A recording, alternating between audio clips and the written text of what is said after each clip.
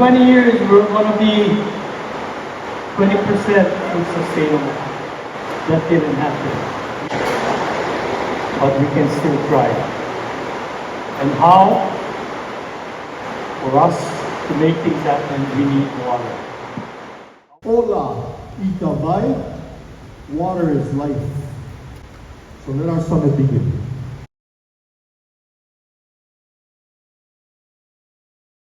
When I think of the past also in Kohala, I think about the once very beautiful waters of Honokane flowing through the Kohala ditch. Kohala Sugar Company closed in 1975. We had a couple of earthquakes. The ditch broke 2006, as you are all aware of. In 2008, it was repaired, restored, and ran again.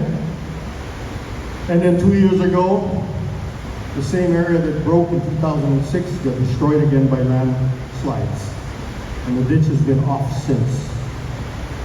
But the sugar company closed in 1975, but we still had the waters of Honokane providing agricultural water to our community for 47 years after that. The roots that we have is cultivating, stewarding land, taking care of the aina, growing food, and knowing the next generation will be okay. When I think of the present, I think of, we don't have a ditch right now. We don't have any ag water. So when COVID came, I'm sure all of you felt it and was concerned about food shortage, fuel shortage, workforce shortage, supply and demand shortage, equipment shortage, on and on and on. So when I think of present, I think of that, and I think we don't have water. When I think of the future, I think about seeing the Kohala ditch run again. Maybe. I think about other water sources that are available. That's why we're here to talk about that. But the future gives us the opportunity to dream and to plan. We are here for the future. And all of you, your input is very important.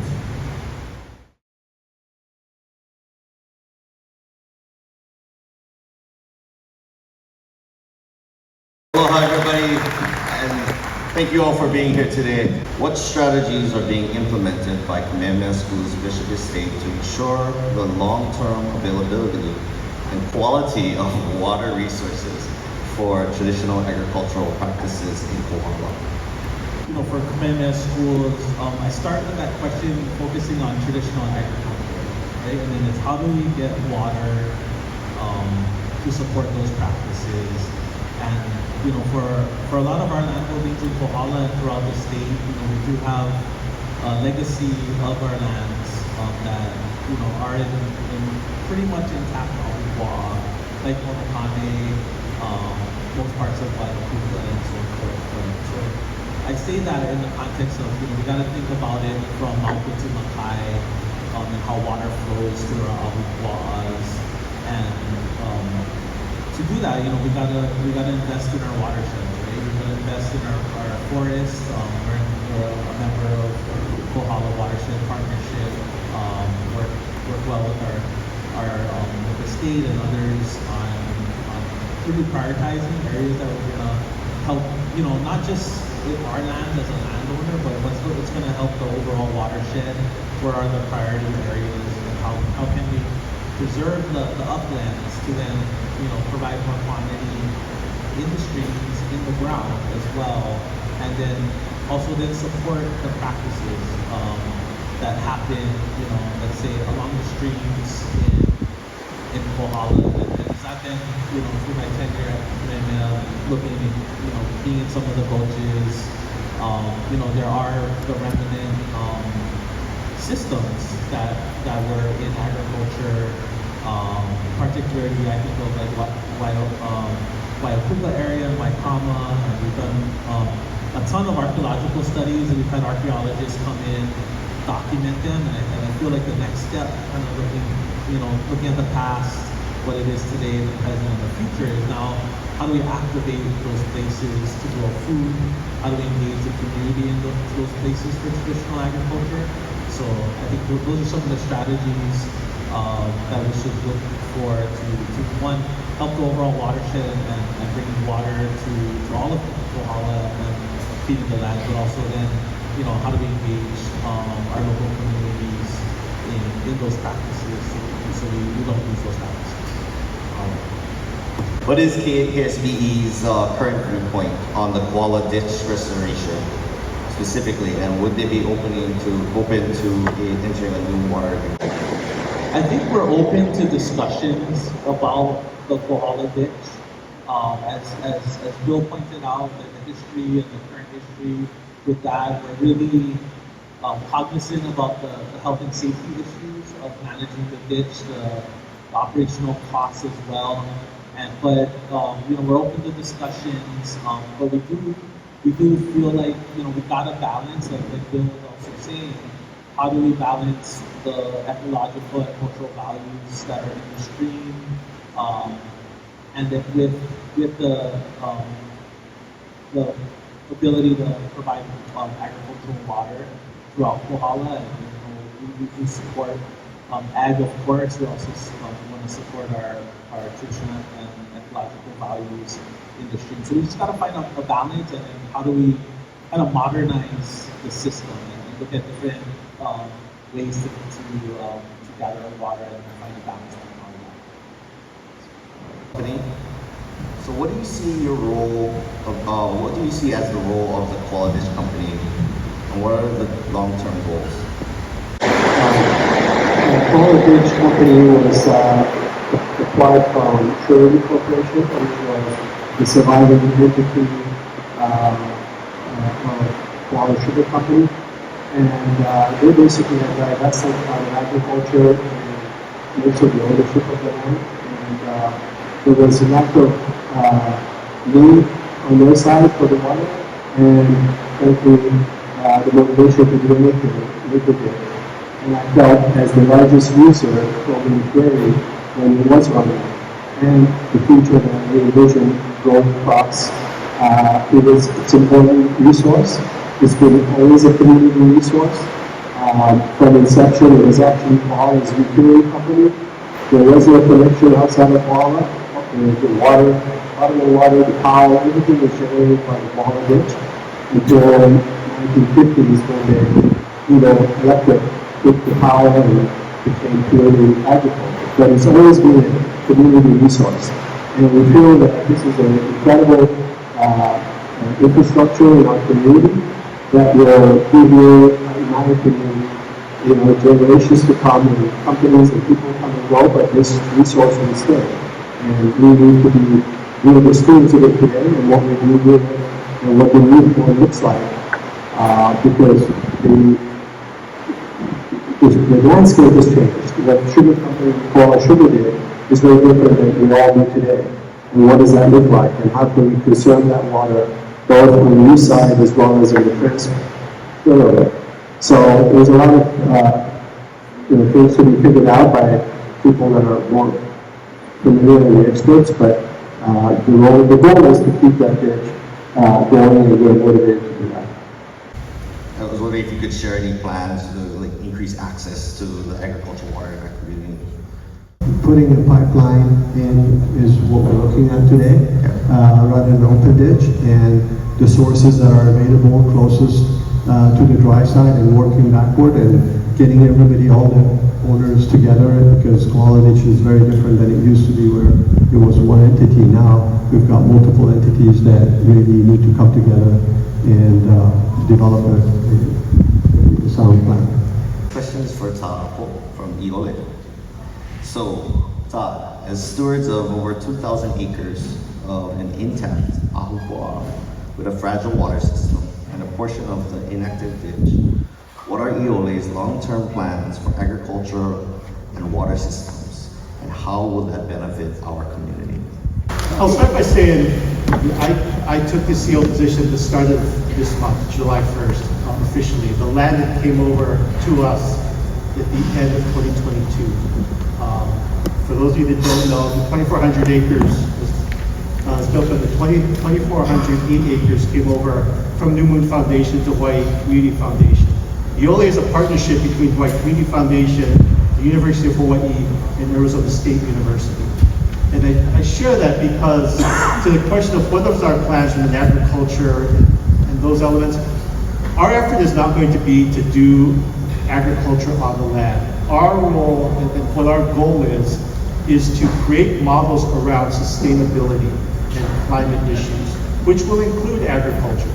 So what we are trying to do is find the right ways and the right models that dealing with today's climate world and what is happening in our environment can be done on the lands throughout this Kohala region. And I really appreciate the chance to meet with the large landowners within the region and other community members to start to understand what it is. Because one thing I look at is we need to understand the baseline first, right? Where we are, we need to understand the history to figure out into the discussions of where we're going. And so from what I've heard and learned so far, I think the only role of what we will try to do from a policy and strategy standpoint is be a source of water for the ditch. So I love what Bob shared about where their plans and what they're looking at. We've had these discussions of the opportunity to put water back in the ditch. But because of everything that Bill shared as to why there's water not in the ditch now, and the fact that we need to find new sources, as I look at our lands and see two main water tunnels that service our lands, and then the opportunity, I guess the other opportunity as we look at climate issues is, we know that rain is happening less frequently, but more heavily. And what I've been taught by John and others is therefore we need to capture, collect, store, and then transmit that water. Because otherwise that water, because it comes so heavy at shorter periods of time, is just creating runoff. Right? And so you put all of those things together, I think because of where we are located and the amount of rain we have, we can help serve some of that capture, collect existing water tunnels and find ways to put water into the ditch, the new form, I think it's called the new form of the ditch, in order to serve the community. I'll close by saying, because we have partners like Hawaii Community Foundation, University of Hawaii, and Arizona State University, we're hopefully bringing resources and academic thought into this effort that we'll work to put together. And again, create models, and whether we find something that can work on our labs, we want to be sure that we're sharing that with others. Not just here in Kohala, but island-wide, statewide, globally, to help impact some of the larger issues that it's not unique. Everyone is facing these types of issues around the world. We hope that we can play a part in solving some of that. So as a steward of 4 miles of the Kohala Ditch, what do you envision as Goalkeepers Ranch's role in the future of this ditch? So I took over the job of being a steward for approximately 7,000 acres of land in Kohala about 3 years ago. And the land I'm responsible for taking care of has been kind of the victim of a lot of deferred maintenance, let's put it that way. And so my main work has been focused on restoring the land, on clearing away all the invasives, on restoring some of the plantation infrastructure, like the field roads. And you know, the main thing that I think could be done to take care of some of these streams is to clean them. You know, they're full of debris. There's just invasive ginger and all kinds of stuff sucking up water, sucking up their water. So there's actually a lot more water up there than probably it seems like when you're driving down the highway. So really, you know, part of my job, I feel, is to restore these streams, to clean them, and to. So if the ditch is restored, is Goalkeeper Ranch willing to be a partner in helping the community gain and increase access to agricultural water? Yeah, I mean, you know, when I look at any project that I do up on the ranch, I ask myself 2 questions. Is this good for the land? Is this good for Kohala? And the answer is yes to those 2 questions, and it's a project I keep behind. So, of course, actions to help my neighbors get some water and of course improve. The Department of Agriculture manages other agricultural ditch systems in the state using the 26-mile Hamakua ditch as an example. What resources are required to successfully manage operations and address maintenance issues? Okay, well, I think it varies on, every system's going to be different. So we manage 4 irrigation systems, one on Oahu, one on Molokai, and two here on the Big Island, the Lower Hamakua Ditch and the Waimea system. So just looking at those two, you know, Waimea, we take water from way at the top of the mountain. Lower Hamakua Ditch, we take it at the, from the streams, the rivers. So some have pump systems, and your needs, resources are going to vary. Kohala, I'm sure, is a mixture of both high and low. It's a long system. So aside from the usual equipment, trucks, I think you need to have land, because you're going to need a base yard somewhere central where you can have materials stored. So for the state, it's very difficult because we're limited by budget. You can't just go out and... Mike, I'm sorry. Oh, yeah. Sorry. You can't just go out and purchase materials whenever you want. It has to get approval. There's a whole process, so it takes time. And when you have some kind of emergency or fix that needs to be done, you have to plan for that. You can't just go out and fix it the next day. If you don't have some kind of base yard with extra materials and equipment, you're going to have delays. Farms are going to suffer.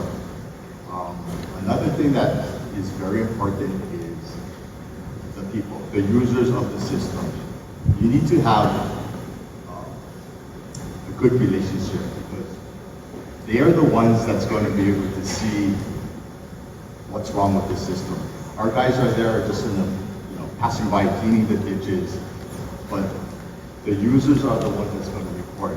There's a leak, there's vandalism, homeless.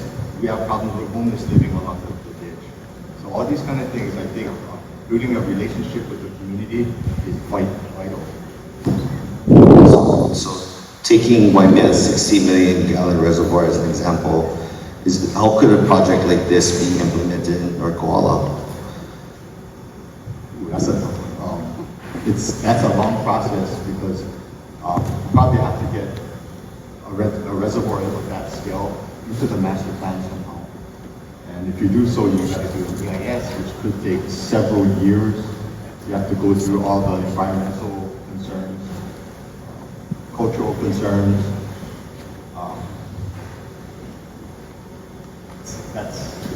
It can be done, but it's going to take a long time. So not impossible, but hard. Not impossible, but it's, it takes a lot. Yeah. It's a big area.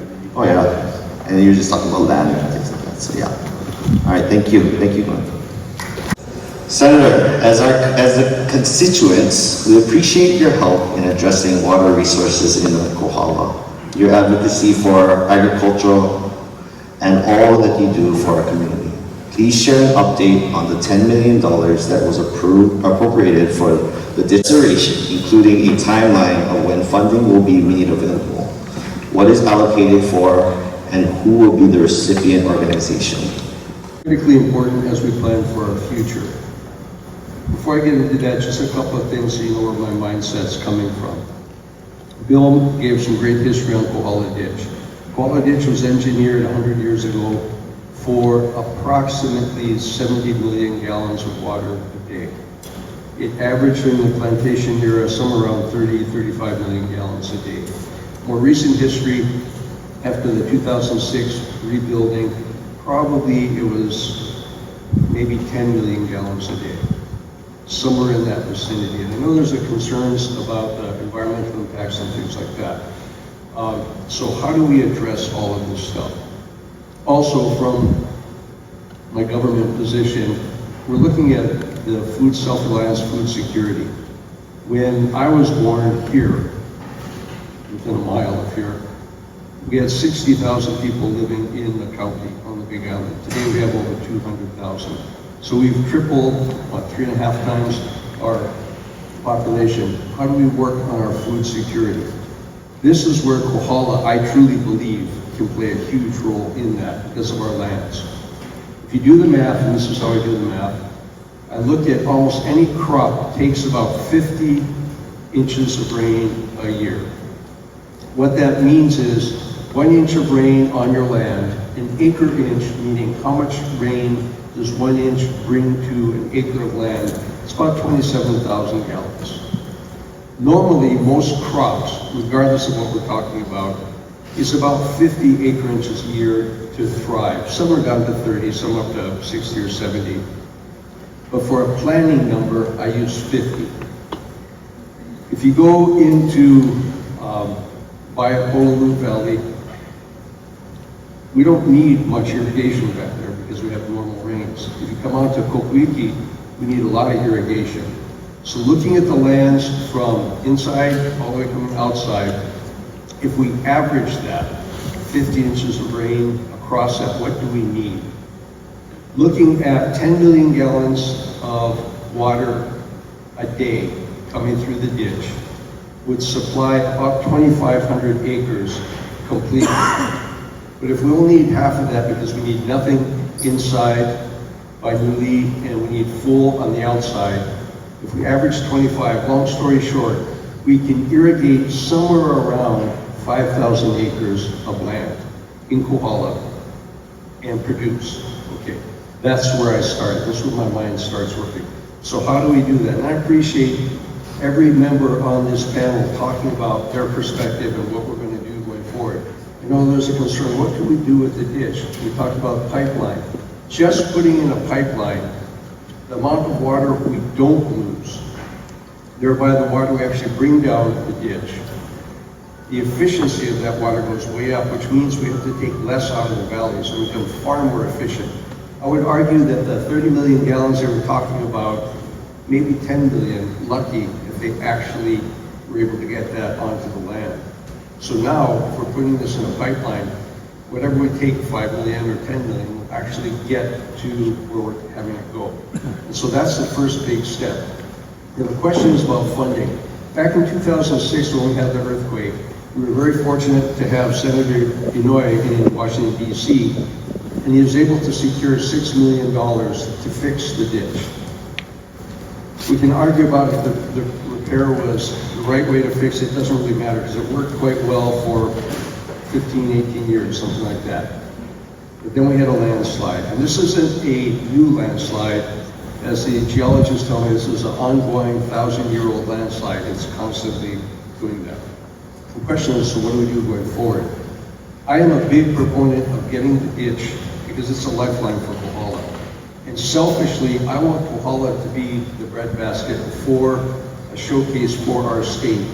We need to produce a lot more food, and Kohala can do it. We have the land, we have the land. But it's going to take commitment, and it's going to take commitment from the state side, it's going to take commitment from the community side, and I think we're starting to see that line up. Now, question was asked about the $10 million. Last year, when we have a biennium budget, last year in the budget, I was able to secure $10 million with the governor, and it made it through the legislature. Okay, we were theoretically had 3 years to do that. Because of Lahaina, they went back and they pulled a whole bunch of funding, and they pulled their $10 million for the ditch. I was not notified of this, which infuriated me. That being said, we know what happened in Lahaina. We know we needed the resources, but I was able to work with the legislature. And so the way it's working now, I was able to secure $1 million that will be readily available as soon as we need to spend it for planning and design. That's the first step. This next year, you can believe, this is my #1 priority for getting funding to fix the ditch. And I used the number $10 million, a little bit out of the air, but it was $6 million back in 2006. I talked to some engineers who do this kind of thing. That's where I got the $10 million from. But that's only fixing the ditch. We talked about upgrading the ditch. How do we do that?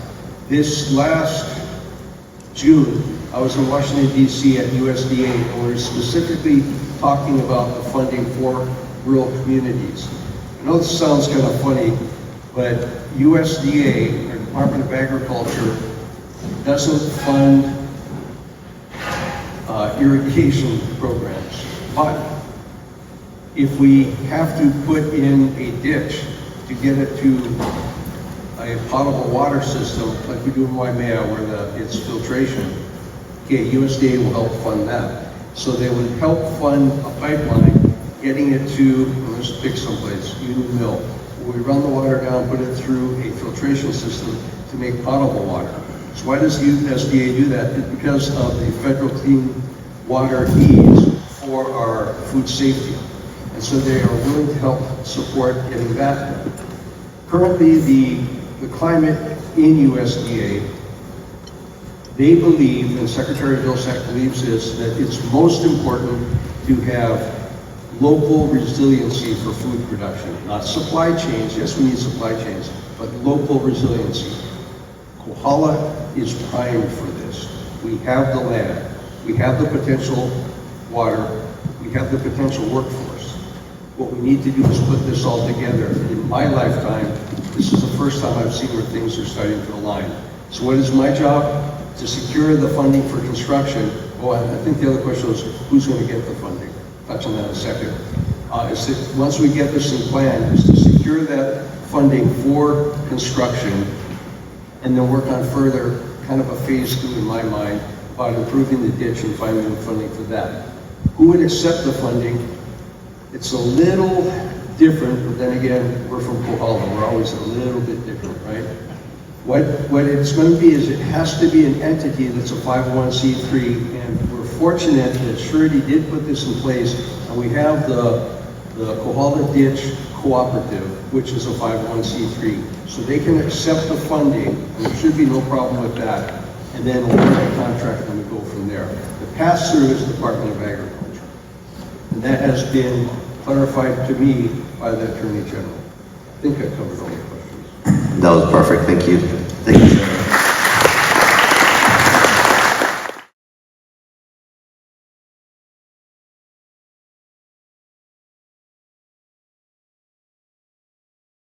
So starting panel 2 will be water and land resources. So our first question will be for Hawaii Department of Agriculture Deputy Director Dexter Kishida. Please share with us the present administration's vision for agriculture in North Kohala. In the early 1990s, there was an EIS for agricultural parks in the Polu area. Please share the potential for state agricultural land availability and the possibility of ag parks in North Kohala. First question, what is the administration's view? Statewide, we're really wanting to go big on ag, and I think you'll start hearing this statement a bit. And it's really buying, investing, and growing agriculture statewide. In North Kohala, you have, I think Senator said it best, just in the last 15, 20 years of me working in different aspects of the food system, North Kohala has done a bunch of organizing on how to increase your food self-sufficiency. And so investing in that, it's prime time to do that. We have a legislature, I feel, that is really supportive of agriculture right now. And really the department can't do a lot, at least funding-wise, without their assistance. And you have a senator that is a huge champion and can articulate the needs really well to the fellow members. So it's a really key time to go big. The second piece of it all is we realize there's some big, hairy problems, and you're dealing with two of the really big, hairy problems today, land and water. And you kind of can't have one without the other. And we know there's a lot of land. And the simple solution is saying, Department of Ag, create an ag park, and that's what happens, right? We could do that. But I don't know if that's always the best option. I think my engineer Glenn kind of shared, right? Sometimes the state makes things overly complex. So is there another way that we can do this as a community to make it even more functional? Possibly. But if not, maybe asking Senator to give us money to buy a property to get an ag park might be a way. We also have a sister agency at Dept, that's the Agribusiness Development Corp. They also, in statute, have power to buy land. And so if there is a lot of interest that they can document for certain sizes of acreage of farming, maybe ADC is another route that we go to get more land activated in agriculture. But is that the only issue? And so as the department, we're actually going through this really intense process now, And Hawaii County has been helping us go through this across the state even to better articulate what the real issues are in why ag isn't activated. Because we have the land, there is water, cost we know is one big thing, but another issue I see in this area is possibly market. How do we better get all the products to market so people can buy what you're growing? The last piece about Upolu, that's probably a little bit outdated at this point, but there is work, and I'll wait for Dean guys to maybe speak a little bit more on where Upolu is at now. The department was only kind of tangentially involved in the current aspects of Upolu as in the water systems. But for the land, last we sat down with Senator Inoue and kind of looked at some of or what land was available, and everything we knew of or we saw had a landowner that we weren't notified was willing to sell yet. So if that is changing, then it's definitely something to look at as we kind of rethink how we grow and feed ourselves. Thank you. Dean, please explain the function of the commission and its impact on agricultural water in Kohala. Well, thank you for the question. So yeah, the commission's role is, for those of you that may not be aware of the commission, so we have statewide responsibility on protecting and managing the state's water resources. We do have a dual mandate of both protection, but also making sure that it's available for reasonable and beneficial use. The role for agriculture in Kohala. So yeah, we've been, over the years, we've worked with Department of Ag and others, Surety Corporation prior, and our staff has been looking at the streams out here. And so we've been trying proactively, with the expectation that water will be diverted again at some point. How do we balance those users, as Peter mentioned, with his properties, and Todd mentioned with Iole. Whenever you have a situation with, and Jason, of course, with Kamehameha Schools, we want to make sure there's a balance between the protection of the resources and how that water is used. One of the big things in working with the Department of Ag is going to be the agricultural water system development plan to see what those needs for the system are, what the needs by the community are, and how we balance that with our natural resources, of course. And that's really the commission's role in all of that. So first question, from your perspective, please explain how restoring Makai stream flow is possible. Sure, and thank you for the question.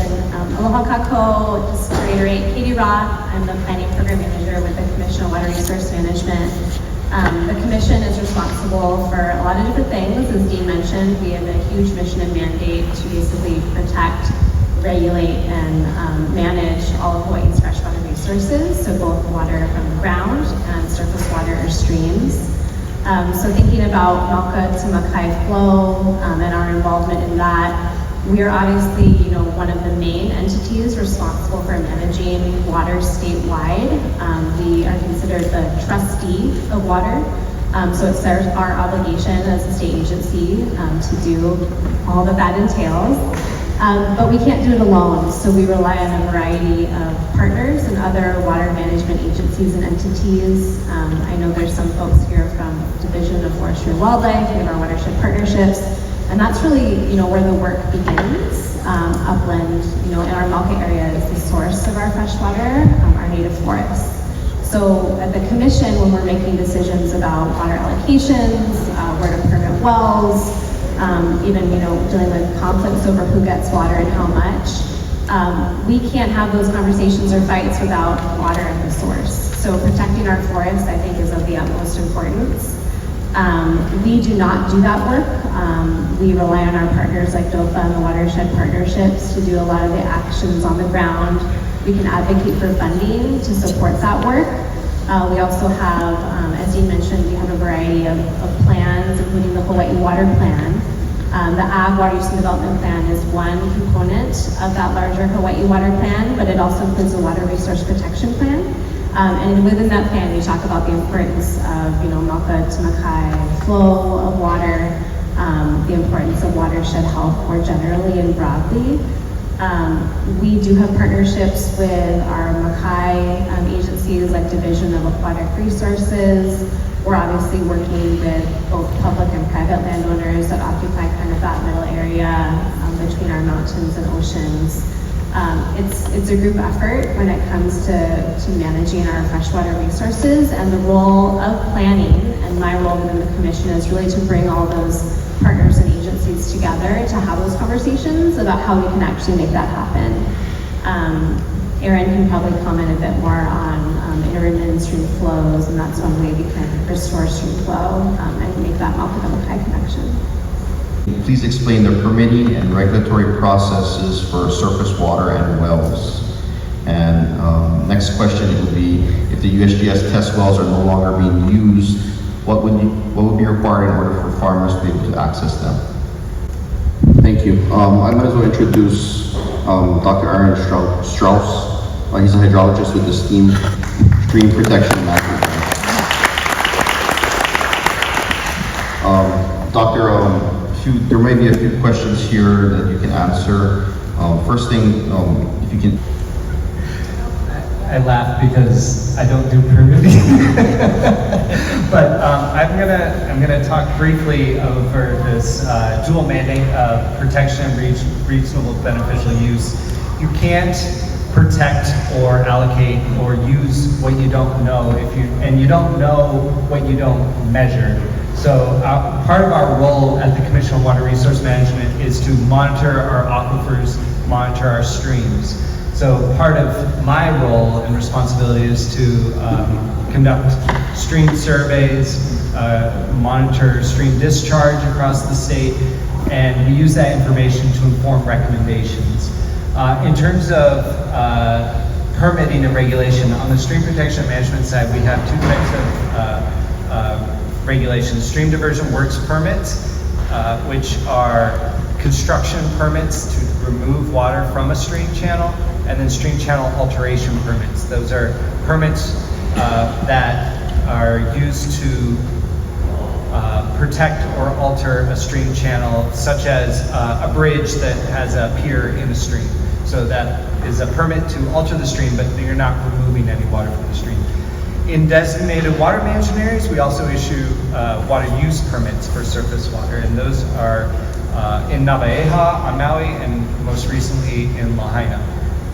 On the groundwater side, we have groundwater or a well construction permit, which is similarly a construction permit that has a definite deadline, and then a pump installation permit associated with that well, and then in water management areas, a water use permit.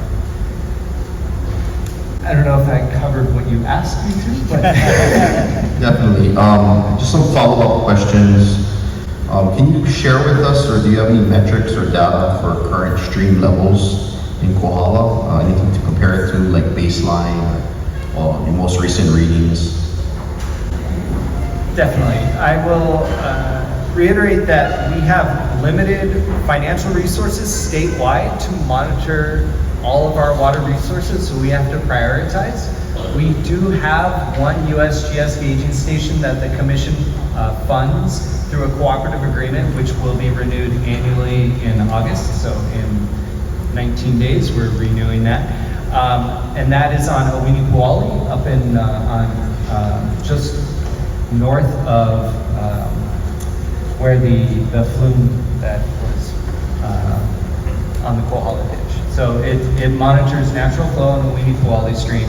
It's not a real-time station, so we don't get that information in real time, but you can look at the historic flows over the last 6 years, and we are prioritizing maintaining that stream gauge. So we have an index station, if you will, of natural flow conditions in this area.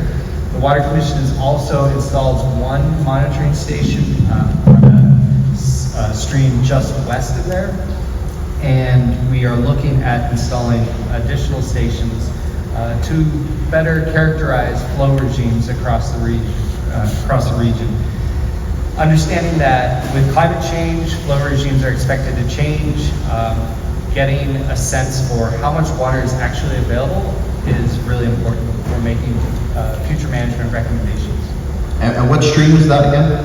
Iole is the most recent station installed by staff, and then we're looking at maybe Kohala or somewhere else. All right, thank you, appreciate it. Waimea water source services. John, there's several questions, so I'll just start with the first few.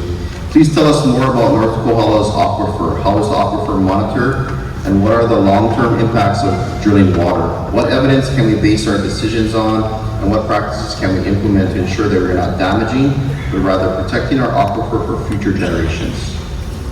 Well, the biggest thing to remember when you talk about aquifers throughout the state, they're managed by SeaWorld. SeaWorld actually goes through a very long process. It's pretty complex. You can look it up online, but they do what's called a RAM2 model, and they determine what's referred to as a sustainable yield. A sustainable yield is the amount of water that can be pulled from the ground without negatively impacting the aquifer on a daily basis. One of the things to remember about the Hawaii aquifers is they're a little different than a lot of the ones you see on the mainland, in that most of these are actually flowing. The rainfall on the land slowly works its way down, and then it's moving towards the ocean. It can go through several different structures in there. There can be dike systems, which are basically vertically impounding the water. There can also be what is called high-level water, water that's been pushed back a little bit in the mountain. There can also be perched aquifers that are sitting on top of a layer that for some reason it doesn't pass through. So it's a pretty complex process, but at the most basic level is understanding the sustainable yield and staying within that to avoid any damage to the aquifer itself. Now the good news is if something bad does start to happen, namely the chlorides begin to rise, it's also realized that the basal aquifer, the one that's at sea level, you're never going to pump it down. It doesn't go anywhere because the seawater will come in. What you'll actually see is you'll start to see a rise in chlorides if you're doing something wrong in the area. So the key is, one of the important elements though, is it's not permanent. If something starts to happen, you stop pumping, the flow will eventually return it back to its equilibrium, the equilibrium it was at before. Which is important to realize that even though we're not exactly sure, we can watch it through close monitoring, avoid any damage or pulling anything into that we don't want to see. Now, the other thing as far as the strategies go, it's a real important element in Kohala to realize that Kohala is not all the same, and we all know this. When you get out near Upolu and beyond, it gets really dry. As you go towards the valleys, it gets really wet. When you look at the sustainable yields, it's reflected in that. When you look at the Hawai'i aquifer, which essentially goes about from the point all the way back to the beginning of the valleys, its sustainable yield is about 11 million gallons a day. This is the SeaWorld documentation. But as soon as you hit the Waimea aquifer, it jumps up to 110 million gallons a day. So there's a lot of opportunity out there, but it's going to take a lot of the same strategies that were used to build the ditch, moving water from the wet areas to the dry areas.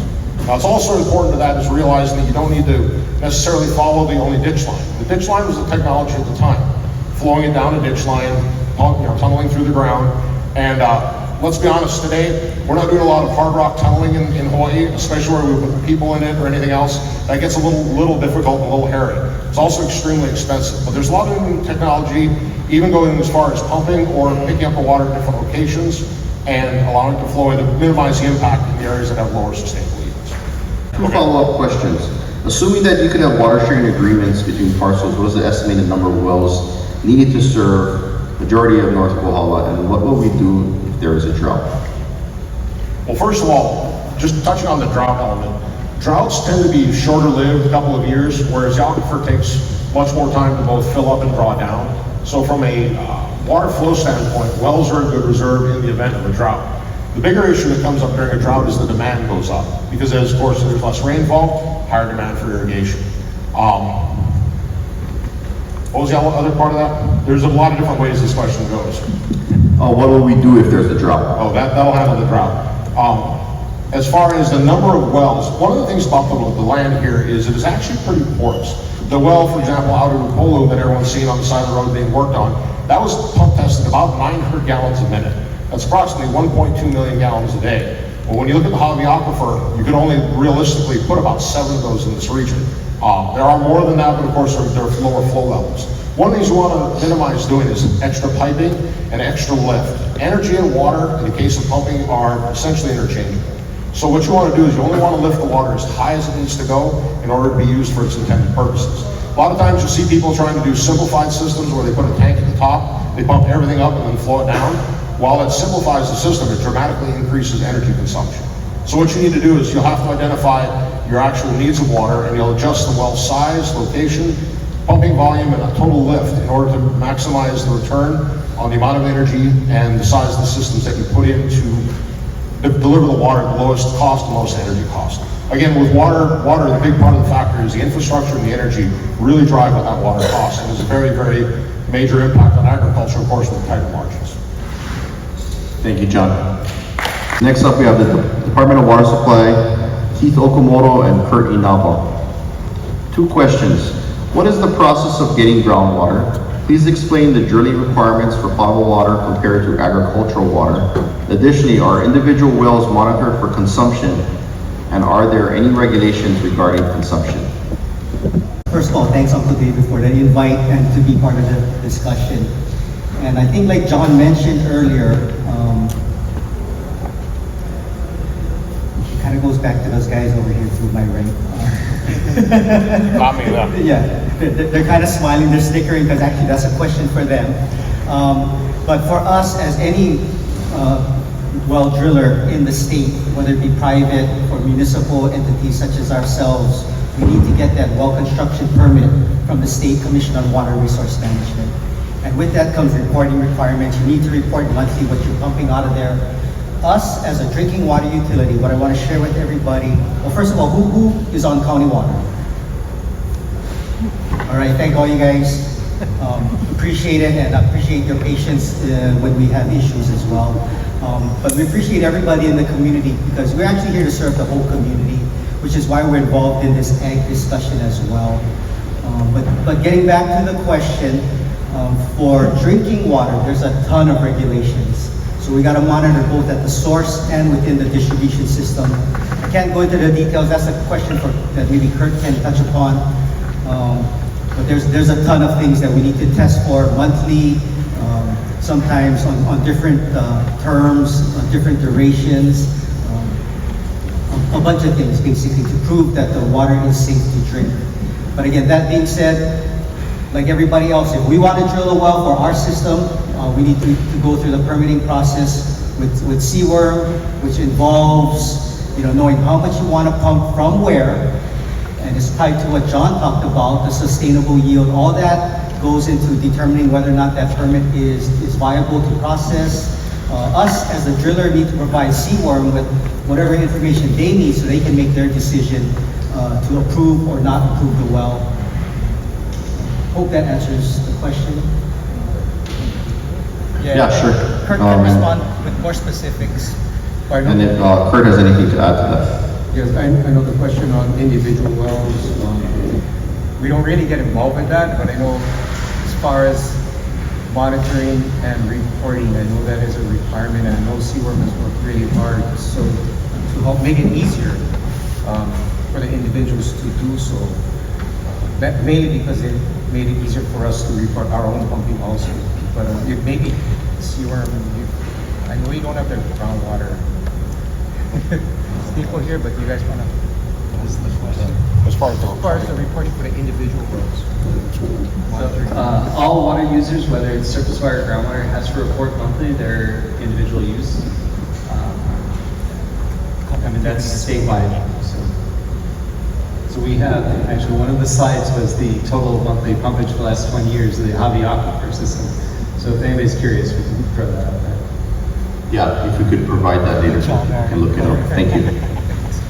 Just as someone speaking that actually does the reporting each month for several wells, it's for a well, it's usually depth of water, total pumpage, and electroconductivity. Electroconductivity tells you how much salt's in the water. Remember I was talking about where you'll see a rise in salinity? That's one of the things you're watching for. Changes in temperature also reflect the changes in flow. So everything we do is trying to recognize any subtle changes that begin to take place. CWERM, of course, be made aware of it, and then we can make any adjustments necessary. Appreciate it. Thank you, John. Moving on to Hawaii Drilling Pump Service, Fred Camaro. Fred, how difficult is it to obtain a drilling permit? What determines designated areas where water might or might not be available? And are there any specific specifications around property size? Thank you for the question, and I want to thank David and the Kohala community for having me on this panel. I was born and raised on Iole, and I used to, this part of the island is very near and dear to me because it reminds me so much of my hometown. But the last time I was actually in this gym was about 10 years ago. My son was playing in a high school basketball for a school I'm not gonna name. And I just remember the Kohala Cowboys smashed us. So I remember the crowd being so passionate and energetic, and I hope you guys are passionate and energetic for water as you are with your Kohala Cowboys. But we've been talking a lot about surface water with the Kohala ditch. There is, John mentioned about groundwater and high-level water and perched water. So that's where we come in. We are a specialized contractor that drills into the ground to gain access to these aquifers. It's hard work, hard drilling, hard basalt. So what we do is very risky and difficult, yet very rewarding and vital to the community. What we do, we have to rely on so many people. We have to rely on our friends from the Water Commission who, with their well construction standards, make sure we are constructing the well in accordance with their standards. We have to rely on friends from the Department of Water Supply. We deal with them mainly on the pump side, so we have to make sure that our pumps are specified in accordance with their directives to make sure that the wells are reliable and the water is safe for drinking. And then we got friends who rely, smart guys like John Richards, consultants who are engineers and geologists to help with the design of the well and the pump itself. But that's actually one of the questions that I have that gets asked of me a lot is how long does it take for the permits, the well construction permits and the pump installation permits to take? And because of so many people involved with the constructing of a well, it takes short answer, I don't know. We have to apply for a well construction permit, and in that process, we need to make sure our design is correct, like what has been said already. We have to go through several CWRM has to go through several agencies, specifically SHPD, State Historic Preservation Division, Department, where we've got to make sure that where we are drilling does not impact any archaeological or hayhouse or things of that nature. Recently, there's also been this Kapa'akai analysis, where we are making sure that there are no impacts with traditionary and customary practices with the native Hawaiians. We've got to make sure that the area is not in a special management area. It's not in a conservation district. It's not in a designated groundwater management area. So you need another type of permit, a water use permit. So those are some of the challenges for obtaining a well construction permit. And then once we drill the well, case the well, test pump the well, based on the results of the test, then we can determine, then we can apply for a pump installation permit. Sometimes we do that in conjunction with the well construction permit, but typically you want to make sure your well can produce before you actually go ahead and apply for the pump installation permit. Thank you, Fred. Next up, we have USDA-NRCS Andrew Stout. Question for you will be, please share the NRCS program related to surface water catchments and reservoirs. If you're not familiar with NRCS, every county in the country has an NRCS office. Yours is in Waimea, in the back of the Parker Ranch Center. Our core mission is to help people help the land. So what we do is we work with private landowners, typically farmers and ranchers. We develop a comprehensive plan, and we look at protecting soil, water, animals, plants, air, and basically we try to help you farm or ranch better so you can do it for a longer period of time. We have lots of experts. I'm an engineer. We have biologists, archaeologists, foresters, grazing specialists. Our services are free. You just contact the office. We'll send a planner out to the farm or the ranch, meet with you, and we try to look at what's going right and what's not going right on the farm. We come up with a plan together. All our advice is free. You can take it or leave it. But if you do follow our advice, there's funding available. Typically, we cost share, meaning the client puts the money up front first, and then we reimburse at a set rate. It's typically 50 or 90% of material labors to install these systems. Most of my work revolves around water. I design stock water drinking systems, irrigation systems, animal waste, field roads, erosion control structures. But for livestock drinking water, one of the things that I help design are catchment systems, meaning we catch rainwater, we store them, and then we run it out to the fields and pipelines for animals to drink. Lots of locations on the island have no source for agriculture or drinking water. So these systems can be vital for a farm or ranch to survive. I've done really small ones from a simple roof that might be 20 by 20 with a 10,000 gallon tank for 1 or 2 cows to the biggest herd I've ever done catchment for is 600 cattle, which that system probably cost $250,000 and had a big reservoir and a big catchment area that was lined. So these aren't cheap systems, but we help pay for them, which is nice. So you can sign up for information, and I have some handouts.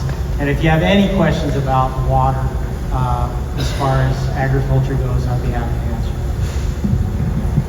Thank you.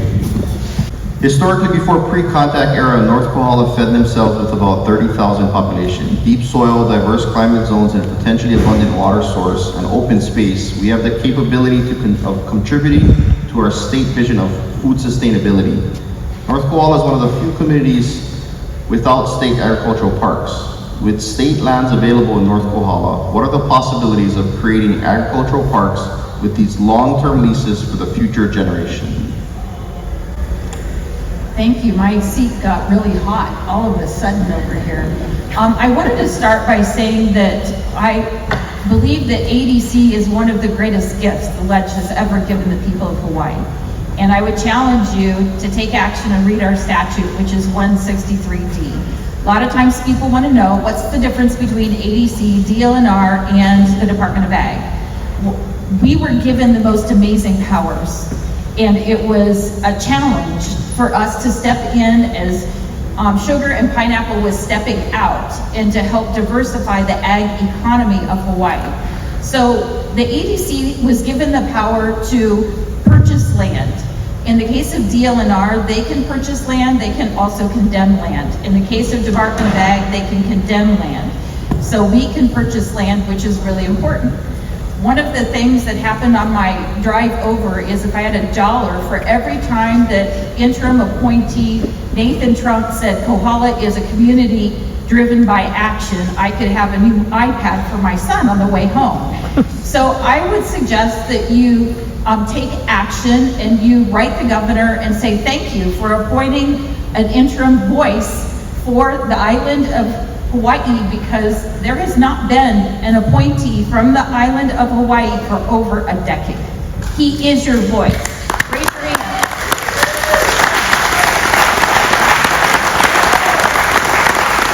I'm going to ask that you take action in the next Ledge session, and you will need to write and call in to support him as a bona fide board member. He is interim appointed right now. We are here to show respect to the Kohala community, and we brought 3 sets of ears. So I'm here, we have our interim appointed board member Trump, and we also have Chair Tabata. Raise your hand, gonna give a shout out. So it's a chance for you guys to talk story with us. We're here to listen. And one of the things that we did this past year is we listened to the island of Hawaii. And one of the things they were very concerned about was DLNR was going to shut down the East Kauai irrigation system, and they asked for us to step in. We are taking control of the East Kauai irrigation system through an EO. We are adding 6 new employees to the island, and we're here to listen to you of what it is that you guys need. And one of the strongest things that you can do if you want to have a presence of ADC in your community is you get on our website and you fill out an expression of interest, because it makes it a lot easier for me to go to Representative Tarnas, Senator Richards, and say, we have 20 applications and Kohala wants 20,000 acres of land to go back into food production. Then with that, it helps us go to the ledge and ask for money to buy.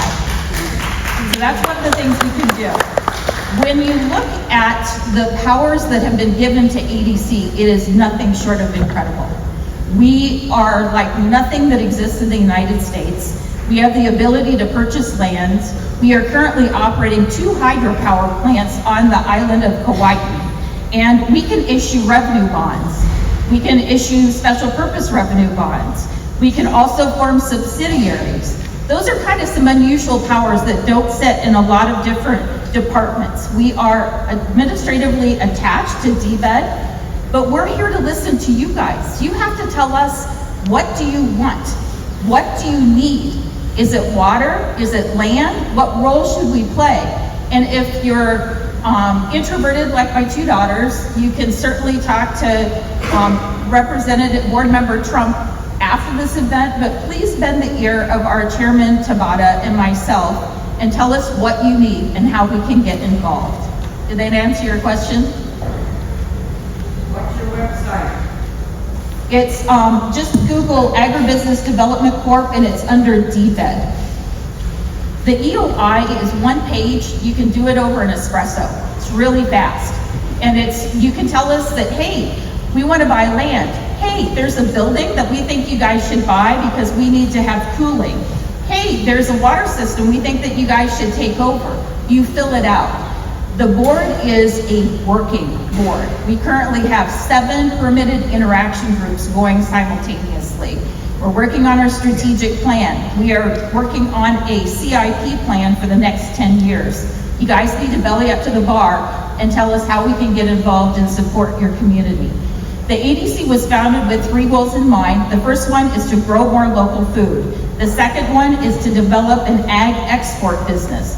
We're in the fight of our life for suitcase share. If every suitcase, well, let's just say 25% of all the suitcases leaving Hawaii had some ag product in it, we've just created a $500 million industry.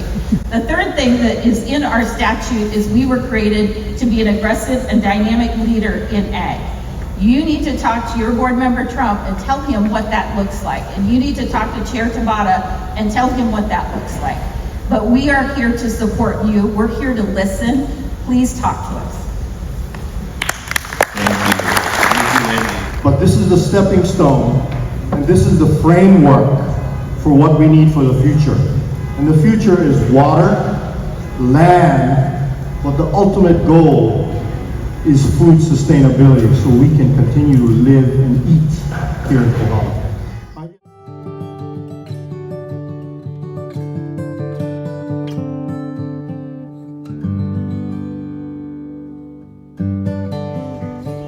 So now's the time in these smaller groups to have some discussions. What are our reflections, reactions? Do folks have any questions that were unanswered? Are there still things that you want to know and would like answers to? This is the time to acknowledge those. It's also a time to, I know one of the panelists shared, just the action orientation, or maybe it was a quote from Nathan, how Kohala is about action. And so this whole process that the Agriculture Working Group is hosting is to support individuals to take action and collectively to take action. So as we're in these conversations, we're encouraging that we all hold that lens of what's my role in this? What am I willing to do?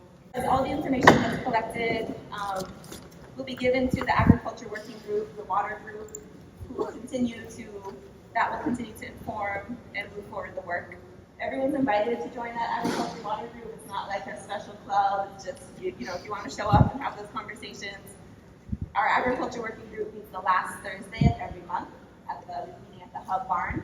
And we rotate which working groups meet, but water is one of those groups. So we encourage you to join there.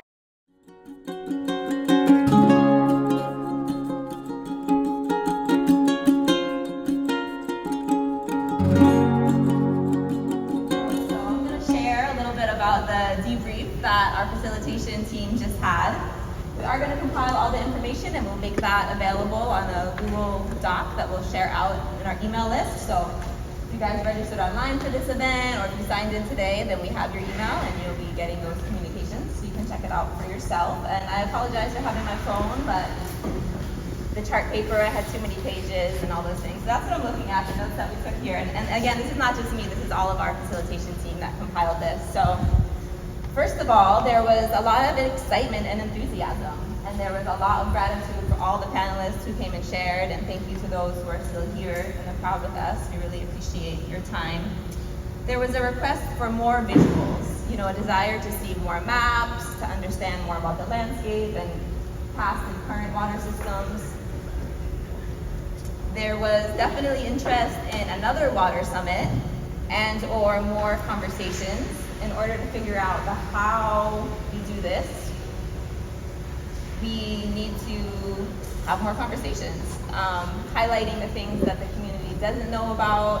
Having panelists here was really eye-opening for folks, right? Folks got to put faces with names, understand a little bit more about what different organizations do, but there's still a lot of interest. People want more of that. People want to understand where to get the information and how do they navigate where to get that information. There's a lot of like, okay, we have all these different entities, but where's the one place where we can find all the answers? And so I don't know what that is, but there's that curiosity of like, who holds this information and then what is the community's role in that? So there was a lot of interest in finding ways to have ongoing conversations with the panelists and the experts who are in the room today. How can we continue to have that conversation with our community in that dialogue?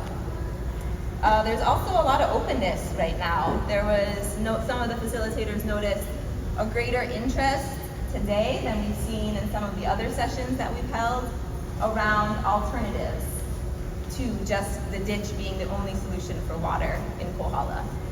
So there was a lot of conversation around honoring the traditional ecological knowledge as a guiding force, you know, recognizing that the forest is really important in the water cycle. The ideas of like adopt a stream or kind of like self-monitoring, how do we have community-based monitoring of these precious resources. There was interest in alternatives besides the ditch, such as reservoirs, the idea of smaller shared use wells, curiosity about the Upolu well, curiosity about the reservoir, Mauka of Lincoln, interest in redundancy and hybrid systems, interest in systems that have a backup generators, how do we understand how to make these systems resilient. There was an interest in more information on that. There was a lot of curiosity in who manages the ditch. There was a lot of excitement today about the ABC. I think a lot of people learned for the first time or re-engaged with the Agribusiness Development Corporation and what's possible for that partnership and support here in Kohala. There's also curiosity like, could the ADC or could Hawaii Department of Agriculture be the entity that manages the ditch? What would that take and what would that look like? Obviously, there's a desire to get farmers on land and more food being produced and consumed. So what does that look like? What are the kind of ownership and lease structures we can explore? We've heard about ag parks today, but again, the interest in ag parks. There's excitement to explore funding solutions, like what options are out there to fuel some of the vision for what we see is possible. And there were some concerns. There was concerns about how water resources are being utilized, especially relating to like County of Hawaii variances and water being used for things like pools and development. Who and what kind of entities are seeking these variances? And how do we like access and subdivide county waters? There's a lot of curiosities there. There's concerns around just issues in access to water lines and how subdividing can create challenges for farmers and ranchers to be able to access land and water. Also, sometimes those subdividing or challenges accessing water creates challenge in family continuing to keep that land in their families for generations. They lose access to the viability of their land by not having access to water. That's something that folks are coming up against with, if some people are ranching, but their neighbors aren't ranching, and so they're not finding shared values around the water in that way. So that's something to explore. And then there's a lot of interest in engagement. We heard a lot of things about ways folks personally want to engage, but also the continuation of this larger community collaboration. We heard interest in those last Thursday of the month agriculture meeting. There was interest that those meetings are hybrid for folks who want to cook dinner or have other kuleana and they can't make it to the meeting. So we hear that concern, no guarantees there, but we can work towards that. Let's see, there was an interest in seeing more kupuna in the conversations and more educators. And there was an interest in also, on the other side of that, there was an interest in seeing more youth and how do we engage the youth? And how do we have that agricultural educational pipeline where there's opportunities for school gardens and folks to get involved along the way to really hear those youth voices in our process. So that was a lot of what we heard. I'm sure there's a lot more, but those are some of the common themes. And again, we will have this information accessible for you to explore, and we will continue to have the conversations in our last Thursday of the month agriculture working group. You guys can get our email. I think we put a dent in what we're trying to do. We planted the seed, we're sowing. Now we gotta get water, we gotta get land. We need everyone's continual momentum moving forward so we can do what we gotta do. So right now I want to call out Peter Abarcar. Well, when Billy asked us to participate, we had to. When we came to this event last year with Dr. David, that was amazing. And moving into this year, talking about bringing water to the area, bringing vegetables and agriculture to culture, with culture to Kohala. We had to answer the call. So I really want to thank all of you for the invitation and my fellow chefs for actually making it. These guys are impressive. And they were all so, I gotta add this, they were all so happy to see the product when we delivered it. They were like, you guys get more. Can you guys provide this? So we want to grow this Kohala so we can just not feed only ourselves, feed our visitors, be sustainable. Because these guys employ our kids and they teach them how to cook.